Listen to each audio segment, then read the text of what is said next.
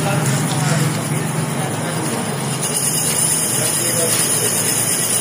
nga kasi yung pambulot ng bili. Anong pambulot ng bili? Hindi. Ayun, hindi yun. Ayun. O iba yan?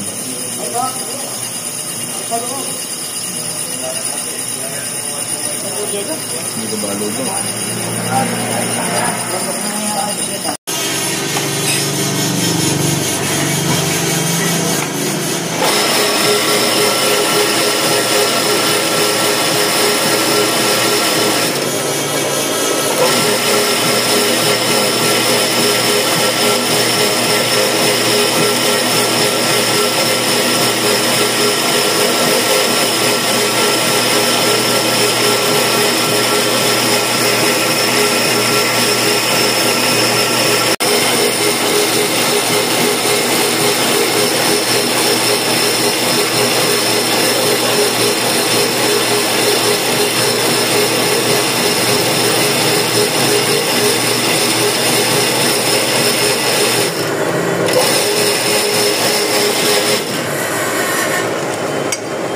Malamang ito mo.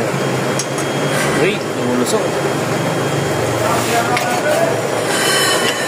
So yun guys, magpapalit tayo ng mugs. Kasi kailan daw videohin, sabi ni my friend. So yun guys, nandito na tayo sa machine ay shop. Papalipat na natin yung gulong. Ayun guys, pinapapalitan na. Nalimutan kong videoan kanina.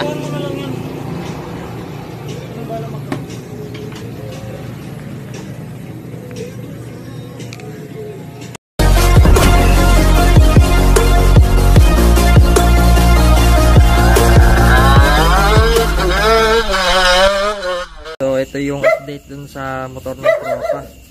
So hindi na kontento si Flow G. Ang ginawa niya, pina-63 niya na to. Yung builder pala yung hindi na kontento. Yung builder din na kontento. Tal pa ako makatal. Ay palagay ako ng basahan. Yan. Ito na, bumili na siya ng blank piston na 63. Yung brand niya ay RX-7, no? Brap. Kotse pala. Kotse pala siya. So ito yung part 1 nung nakaraan, BRT na steel bore. Pina-rebore, no? Ayan.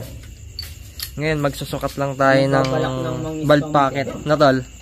Piston profile. Ay, piston profile. Deck height. Ano lang naman sukat-sukat lang naman ngayong gabi. Tapos ito, nagpalit ulit yung may-ari, CNG. Mura lang naman to, nasa 2,000 lang to. Mga 2,000 lang nital, no? Oo, 2,000 lang yun sa Shopee. Oo. Hindi na kayo mag-budol. CMG na CNC. Tapos naka Pirelli na Diablo Rosso. Yung sukat niya rito ay 180. Stock size? Tapos yung sa harap, 9080, no? 9080. Stock Ayan. size. Ayan, no? Guwapo. Tapos naka-invisible pa siya na pito. Yung G-Ren. Napakaangas. Pinalighten na rin tong magneto, tol. Hindi ko na. Hindi na? And ngayong gabi, magsusukat lang. Ay, nalaki ng piston, 63. Sarapan. Solid, no? Pinto. Ay! Hala na, finish na. Ayaw mag-pin 3?